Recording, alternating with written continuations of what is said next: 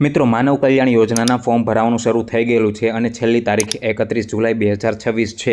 હું આ વિડીયોમાં તમને શીખવાડવાનું છું કે તમે માનવ કલ્યાણ યોજનાનું ફોર્મ કઈ રીતે પોતાના ફોનથી અથવા તો પોતાના કમ્પ્યુટરથી સ્ટેપ બાય સ્ટેપ ભરી શકો છો। તો ચાલો વિડીયો શરૂ કરીએ। તો સૌપ્રથમ પોતાના ફોન અથવા કમ્પ્યુટરમાં તમારે ગૂગલ ક્રોમ ઓપન કરી દેવાનું છે અને અહીંયા ટાઈપ કરવાનું છે ઈ-કુટીર અને સર્ચ કરી દેશો એટલે તમારા પાસે પહેલી જ વેબસાઇટ આવી જશે eekutir.gujarat.government.in। આના પર તમારે ક્લિક કરી દેવાનું છે। મિત્રો, આ સાઇટની લિંક હું તમને ડિસ્ક્રિપ્શનમાં પણ આપી દઈશ, ત્યાં આગળથી પણ સીધા તમે ઓપન કરી શકો છો। હવે અહીંયા તમારે ભાષા સિલેક્ટ કરવાની છે। ભાષામાં અહીં ઇંગ્લિશ સિલેક્ટ કરેલું છે, ત્યાં આગળ તમારે ગુજરાતી સિલેક્ટ કરી દેવાનું છે એટલે બધું જ તમારા પાસે અહીં ગુજરાતીમાં આવી જશે। અને ત્યારબાદ તમારે નીચે સ્લાઇડ કરવાનું છે। તમે આ વેબસાઇટ પર પહેલીવાર છો, તમારે હજી રજિસ્ટ્રેશન કરવાનું બાકી છે, તો અહીંયા તમારે નવા યુઝર અહીં ક્લિક કરો, એના પર ક્લિક કરી દેવાનું છે। હવે અહીંથી તમારે રજિસ્ટ્રેશન કરવાનું છે। રજિસ્ટ્રેશનમાં તમે જે કંઈ પણ માહિતી આપશો તે તમારે તમારા આધાર કાર્ડ પ્રમાણે આપવાની છે। સૌપ્રથમ તો અહીંયા તમારે તમારું પૂરું નામ લખવાનું છે, જે પ્રમાણે આધાર કાર્ડમાં છે એ મુજબ જ લખશો। ત્યારબાદ અહીં આધાર કાર્ડનો નંબર લખી દેશો। અહીંયા તમે પુરુષ છો સ્ત્રી છો તે અહીંથી સિલેક્ટ કરી લેશો। તમારી જન્મ તારીખ અહીંયા ટાઈપ કરશો। અહીંયા તમારો મોબાઈલ નંબર ટાઈપ કરશો। અહીંયા ઈમેલ આઈડી નાખવાનું છે, પરંતુ તમારા પાસે ઈમેલ આઈડી ના હોય તો તમે સ્કીપ કરી શકો છો, તે ફરજિયાત નથી। ત્યારબાદ અહીંયા તમારે એક પાસવર્ડ નાખવાનો છે કે જે પાસવર્ડ તમે સેટ કરવા ઈચ્છો છો, કારણ કે તે જ પાસવર્ડની મદદથી ત્યારબાદ આપણે આગળ વધશું અને એ જ પાસવર્ડ અહીંયા બીજી વખત ટાઈપ કરી દો કન્ફર્મેશન માટે। અને અહીંયા કેપ્ચા આપેલા છે, અહીંયા જે કંઈ પણ તમને સરવાળો બાદબાકી પૂછેલો હોય તેનો જવાબ તમારે અહીંયા આ બોક્સમાં લખવાનો છે અને ત્યારબાદ નોંધણી કરો, આના પર ક્લિક કરી દેવાનું છે। એટલું આટલું કરશો ત્યારબાદ તમને એક યુઝરનેમ આપી દેશે, તમારે એ યુઝરનેમ સાચવવાનું છે, તેનો સ્ક્રીનશોટ લઈ લેવાનો છે, કારણ કે તેના આધારે જ તે વેબસાઇટમાં લોગિન થશે। ત્યારબાદ તમારે વેબસાઇટમાં હોમ પેજ પર પાછું આવી જવાનું છે અને અહીંયાથી આપણે લોગિન કરવાનું છે। લોગિન કરવા માટે તમને જે યુઝર આઈડી મળ્યું છે તે અહીં લખી દેશો। ત્યારબાદ તમે જે પાસવર્ડ સેટ કર્યો હતો તે પાસવર્ડ અહીં લખી દેશો અને અહીંયા કેપ્ચા તમને પૂછેલા છે, સરવાળો અથવા બાદબાકી હશે, તેનો જે કંઈ પણ જવાબ આવતો હોય તે તમારે આ ખાનામાં લખી દેવાનું છે અને ત્યારબાદ લોગિન પર ક્લિક કરી દેવાનું છે એટલે વેબસાઇટ ઓપન થઈ જશે અને અહીંયા ઉપર માનવ કલ્યાણ યોજના આવું લખેલું હશે, તેના પર આપણે ક્લિક કરી દેવાનું છે। ત્યારબાદ તમને અહીંથી યોજનાની માહિતી આપી દીધેલી હશે, તમારે આને એક વખત વાંચી જવાની છે અને નીચે સ્લાઇડ કરી દેવાનું છે અને અહીંયા આપણે ઓકે આના પર ક્લિક કરવાનું છે। ત્યારબાદ કંઈક આવો ઇન્ટરફેસ આવી જશે। હવે ફોર્મ આપણે 4 સ્ટેપ્સમાં ભરવાના છે, 1, 2, 3 અને 4, જેમાં પહેલું સ્ટેપ છે વ્યક્તિગત માહિતી। મિત્રો, આ પહેલા સ્ટેપમાં મોટાભાગની વિગતો આપણા આધાર કાર્ડના આધારે ફેચ થઈ ગયેલા હશે એટલે એમાં મોટાભાગની વિગતો આપણે ભરવાની રહેશે નહીં અને એમાં તમે સુધાર પણ નહીં કરી શકો, જેમ કે આપણું નામ, પિતાનું નામ, જે કંઈ આપણી બેઝિક ડિટેલ છે જે ઓલરેડી તમને અહીંયા દેખાડી દેશે, જેમાં તમે સુધાર નહીં કરી શકો। હવે મિત્રો, થોડું નીચે સ્લાઇડ કરશો એટલે અહીંયા રેશન કાર્ડનો નંબર તમને આપી દેવામાં આવશે, પરંતુ તેમાં તમે સુધાર કરી શકશો। જો તેમાં કોઈ ભૂલ હોય અથવા તો કાંઈ સુધાર કરવા જેવું હોય તો તમે એમાં સુધાર કરી લેશો અને ત્યારબાદ નીચે સ્લાઇડ કરશો। મિત્રો, હવે અહીં અરજદારનું હાલનું સરનામું, હવે આપણે અહીંયા આપણું સરનામું લખવાનું છે। સૌપ્રથમ અહીંયા રાજ્યના નામમાં ગુજરાત સિલેક્ટ કરી લો, જિલ્લાના નામમાં તમારો જે કંઈ પણ જિલ્લો છે તે અહીંથી સિલેક્ટ કરી લો।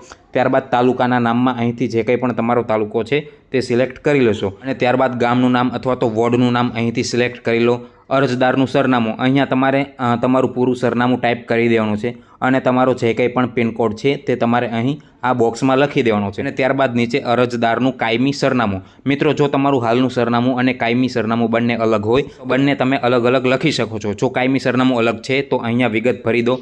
જો કાયમી સરનામું અને હાલનું સરનામું બંને એક જ હોય તો તમારે અહીં ઉપર મુજબની બાજુમાં જે આ ખાનું છે ત્યાં આગળ તમારે ક્લિક કરી દેવાનું છે એટલે તમે જે હાલના સરનામામાં જે કંઈ સરનામું લખેલું હતું તે જ તે કાયમી સરનામામાં પણ આવી જશે અને ત્યારબાદ તમે નીચે સ્લાઇડ કરશો અને ત્યારબાદ સેવ એન્ડ નેક્સ્ટ આના પર ક્લિક કરશો। હવે તમે સ્ટેપ 2 પર આવી જશો, જે છે અરજીની વિગત। એમાં સૌપ્રથમ છે ટૂલ કિટ્સનું નામ, અહીંથી તમારે કિટ સિલેક્ટ કરવાની છે કે તમારે શેના માટે કઈ કિટ જોઈએ છે, એટલે તમારા ધંધા પ્રમાણે જે કંઈ પણ કિટ તમે લેવા માગતા હોય તે તમારે અહીંથી સિલેક્ટ કરી લેવાનું છે। ત્યારબાદ શૈક્ષણિક લાયકાતમાંથી તમારે તમારી લાયકાત સિલેક્ટ કરી દેવાની છે કે તમે 10 સુધી ભણેલા છો, 10 પાસ છો, 12 સુધી ભણેલા છો, સ્નાતક છો કે અનુસ્નાતક છો, જે કંઈ પણ હોય તે તમારે અહીંથી સિલેક્ટ કરી દેવાનું છે અને ત્યારબાદ ટેકનિકલ વિગત, જો કાંઈ ટેકનિકલ વિગત હોય તો અહીં ટાઈપ કરી શકો છો અથવા તો તમે તેને સ્કીપ પણ કરી શકો છો। મિત્રો, એક વસ્તુ યાદ રાખજો કે અહીંયા વિગતની બાજુમાં જે તમને આ લાલ કલરની ફૂદડી દેખાય છે, લાલ કલરના સ્ટાર દેખાય છે, તે વિગત ભરવી ફરજિયાત છે। અને જેમાં લાલ ફૂદડી નથી, જેમ કે આમાં નથી, તો તે વિગત તમે ના ભરો તો પણ ચાલી જશે, એમાં કોઈ પ્રોબ્લેમ નહીં થાય। એટલે 3 પૈકી કોઈ એક વિગત ભરો, જેમાં સૌપ્રથમ છે ગ્રામ્ય વિસ્તાર માટે BPL કાર્ડ। તમે જો ગ્રામ્ય વિસ્તારમાં વસવાટ કરતા હોય અને તમારી પાસે BPL કાર્ડ હોય, મિત્રો રેશન કાર્ડવાળા BPL કાર્ડની અહીંયા વાત નથી, તમારી પાસે BPL સ્કોરનો દાખલો હોવો જોઈએ। જો તમારા પાસે એ હોય તો એ કાર્ડનો નંબર અહીં લખશો અને ત્યારબાદ એમાં જે કંઈ પણ BPLનો સ્કોર હોય તે અહીં લખી દેશો। બીજું છે શહેરી વિસ્તાર માટે સુવર્ણ રોજગાર કાર્ડ। જો તમારા પાસે સુવર્ણ રોજગાર કાર્ડ હોય તો તમારે અહીં એનો નંબર લખી દેવાનો છે। ત્યારબાદ ત્રીજું છે કુટુંબની વાર્ષિક આવક। જો તમારા પાસે ઉપરમાંથી બેમાંથી એકેય પણ નથી તો તમે આવકનો દાખલો આપી શકો છો। એવા કિસ્સામાં તમારે અહીં તમારા આવકના દાખલામાં જે કંઈ પણ આવક છે તે આવક અહીં લખી દેવાની છે। મિત્રો, આ 3 વિગત આપવાની જરૂર નથી, આ 3માંથી માત્ર એક જ વિગત તમારે આપવાની છે। ત્યારબાદ નીચે સ્લાઇડ કરીએ એટલે ધંધાની વિગત। સૌપ્રથમ અહીં ધંધાનું નામ લખવાનું છે, તો અહીં ખાનામાં તમારા ધંધાનું નામ લખી દેશો। ત્યારબાદ અરજદારનો ધંધો વારસાગત છે, હા કે ના જે કંઈ પણ હોય તે અહીંથી સિલેક્ટ કરી દો। ઈ શ્રમ કાર્ડનો નંબર, અહીં તમારે ઈ શ્રમ કાર્ડનો નંબર લખી દેવાનો છે। ફેમિલી આઈડી, અહીં ફેમિલી આઈડીનો નંબર લખવાનો છે, જો તે ના હોય તો તે તમે સ્કીપ કરી શકો છો, તે ફરજિયાત નથી। અરજદારનો રેશન કાર્ડ મેમ્બર આઈડી, તે તમારે અહીં લખી દેવાનું છે। અરજદારનો ક્ષેત્ર, શહેરીમાંથી છો કે ગ્રામીણમાંથી, અહીંથી સિલેક્ટ કરી દો। તાલીમની જરૂર છે કે નહીં, હા કે ના અહીંથી સિલેક્ટ કરો।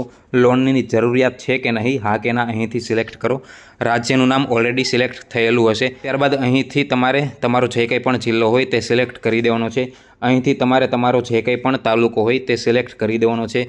ત્યારબાદ અહીં વોર્ડ અથવા ગામનું નામ તમારે અહીંથી સિલેક્ટ કરી દેવાનું છે અને ત્યારબાદ અહીંયા તમારે પૂરું સરનામું ટાઈપ કરી દેવાનું છે અને એના બાજુમાં અહીં તમારે તમારો આખો પિન કોડ ટાઈપ કરી દેવાનો છે અને નીચે સેવ એન્ડ નેક્સ્ટ આના પર ક્લિક કરી દેશો એટલે તમે સ્ટેપ 3 પર આવી જશો, જે છે દસ્તાવેજની વિગતો। હવે અહીંયા આપણે ડોક્યુમેન્ટ અપલોડ કરવાના થશે, પરંતુ એના પહેલાં અહીંયા આપણને અમુક સૂચના આપેલી છે જેનું પાલન આપણે કરવાનું છે। જેમ કે તમે જે ડોક્યુમેન્ટ અપલોડ કરો તે 10 MBથી વધારે હોવું જોઈએ નહીં અને તમે જે ડોક્યુમેન્ટ અપલોડ કરો તે સ્વપ્રમાણિત હોવું જોઈએ, એટલે કે તમારી એમાં સહી હોવી જોઈએ અને તમે જે ડોક્યુમેન્ટ સ્કેન કરો તો ઓરિજિનલ ડોક્યુમેન્ટને સ્કેન કરવાના છે, ઝેરોક્સને સ્કેન કરવાની નથી। અને ત્યારબાદ તમે નીચે સ્લાઇડ કરશો એટલે અહીંથી હવે આપણે ડોક્યુમેન્ટ અપલોડ કરવાનું આવશે। સૌપ્રથમ આધાર કાર્ડની નકલ, અહીંથી તમારે તમારા આધાર કાર્ડને અપલોડ કરવાનું છે। ત્યારબાદ રેશન કાર્ડની પ્રથમ પાનાની તથા બીજા પાનાની પ્રમાણિત નકલ જેમાં આપના નામનો સમાવેશ થતો હોય, અહીંથી તમારે રેશન કાર્ડ અપલોડ કરવાનું છે અને અહીં રેશન કાર્ડનો નંબર લખી દેવાનો છે। ત્યારબાદ ઉંમરનો પુરાવો, ઉંમરના પુરાવામાં તમે શું શું આપી શકો છો તે અહીં આપણને જણાવેલું છે। જન્મનો દાખલો, આધાર કાર્ડ, પાન કાર્ડ, ચૂંટણી કાર્ડ અથવા શાળા છોડ્યાનું પ્રમાણપત્ર, આમાંથી કોઈ પણ એક તમે આપી શકો છો। એટલે એ ઉંમરના પુરાવાનો અહીંયા નંબર લખવાનો છે અને ત્યારબાદ ચૂઝ ફાઇલ પરથી તેને અપલોડ કરી દેવાનું છે। અને સેલ્ફ ડિક્લેરેશન ફોર્મ, અને ત્યારબાદ છે self declaration form. Self declaration form તમારે અહીંથી અપલોડ કરવાનું છે। મિત્રો, તમને સવાલ થતો હશે કે સેલ્ફ ડિક્લેરેશન ફોર્મ શું છે? તો મિત્રો, સેલ્ફ ડિક્લેરેશન ફોર્મ એટલે એક સિંગલ પાનાની વિગત છે કે જે તમને હું મારા વોટ્સએપ ચેનલમાં આપી દઈશ। તમે આ વિડીયોની નીચે ડિસ્ક્રિપ્શનમાં જશો એટલે વોટ્સએપ ચેનલની લિંક મળી જશે, ત્યાં આગળ તમારે જવાનું છે અને ત્યાં આગળ તમને સેલ્ફ ડિક્લેરેશન ફોર્મ મળી જશે, તેની તમારે પ્રિન્ટ કઢાવી લેવાની છે અને તેમાં જે વિગત પૂછેલી છે તે વિગત ભરી દેવાની છે અને તેને સ્કેન કરી અને તમારે અહીંથી અપલોડ કરવાનું છે। અને જો તમને સેલ્ફ ડિક્લેરેશન ફોર્મ ભરતા ના આવડતું હોય તો યુટ્યુબ પર તમને ઓલરેડી વિડીયો મળી જશે। અને ત્યારબાદ ઈ શ્રમ કાર્ડ, અહીં તમારે ઈ શ્રમ કાર્ડનો નંબર લખવાનો છે અને ત્યારબાદ અહીંથી ઈ શ્રમ કાર્ડને અપલોડ કરવાનું છે। અને ત્યારબાદ થોડું નીચે સ્લાઇડ કરો એટલે અહીંયા ગ્રામ્ય વિસ્તાર BPLનો દાખલો સ્કોર નંબર સાથે અથવા શહેરી વિસ્તાર માટે સુવર્ણ કાર્ડની નકલ અથવા તો આવકનો દાખલો, એ 3માંથી તમે જે સિલેક્ટ કર્યું હતું તેની અહીંયા તમારે વિગત આપવાની છે। જેમ કે મેં આવકના દાખલાને સિલેક્ટ કર્યું હતું એટલે હું અહીં આવકના દાખલાનો નંબર લખી દઈશ અને અહીં આવકના દાખલાને અપલોડ કરી દઈશ। આટલું કર્યા બાદ તમારે સેવ એન્ડ નેક્સ્ટ આના પર ક્લિક કરી દેવાનું છે। ત્યારબાદ તમે સ્ટેપ 4 પર આવી જશો, જે છે નિયમો અને શરતો। અહીંયા તમને 2 શરત આપી દેવામાં આવી છે જેનું તમારે પાલન કરવાનું છે। અહીંથી આ શરતો તમે વાંચી લેજો અને ત્યારબાદ અહીં આ બોક્સ પર ક્લિક કરી દેવાનું છે અને ત્યારબાદ સેવ એન્ડ નેક્સ્ટ પર ક્લિક કરી દેવાનું છે। સેવ એન્ડ નેક્સ્ટ પર ક્લિક કરશો એટલે તમને એક અરજી નંબર આપી દેવામાં આવશે જે તમારે સાચવી રાખવાનો છે, જેનો તમારે સ્ક્રીનશોટ લઈ રાખવાનો છે કારણ કે તેની જરૂર આગળ પડશે। આ આપણું ફોર્મ ભરાઈ ગયું। હવે જાણીએ કે તમારે તમારું અરજીનું સ્ટેટસ કઈ રીતે ચેક કરવાનું। તેના માટે તમારે સાઇટમાં હોમ પેજ પર આવી જવાનું છે અને નીચે સ્લાઇડ કરશો એટલે અહીંયા બીજા નંબરનો ઓપ્શન આવી જશે, તમારી એપ્લિકેશનની સ્થિતિ, તેના પર ક્લિક કરવાનું છે। ત્યારબાદ તમારે તમારા અરજીનો નંબર અહીંયા ટાઈપ કરવાનો છે અને તમારી જન્મ તારીખ અહીંયા ટાઈપ કરવાની છે અને વ્યૂ સ્ટેટસ પર ક્લિક કરશો એટલે તમને તમારી એપ્લિકેશનનું સ્ટેટસ દેખાડી દેશે। મિત્રો તમને તમારી કીટ મળે ત્યાર સુધીની માહિતી મેળવવા માટે અમારી YouTube ચેનલને સબસ્ક્રાઇબ કરી લેજો, જેથી તમને કીટ મળે ત્યાર સુધીની સંપૂર્ણ માહિતી મળી રહે અને તમે થોડા પણ કન્ફ્યુઝ ના થાવ। અને વિડીયો પસંદ આવ્યો હોય તો વિડીયોને લાઇક કરી દેજો અને કમેન્ટમાં થેન્ક યુ જરૂરથી લખજો।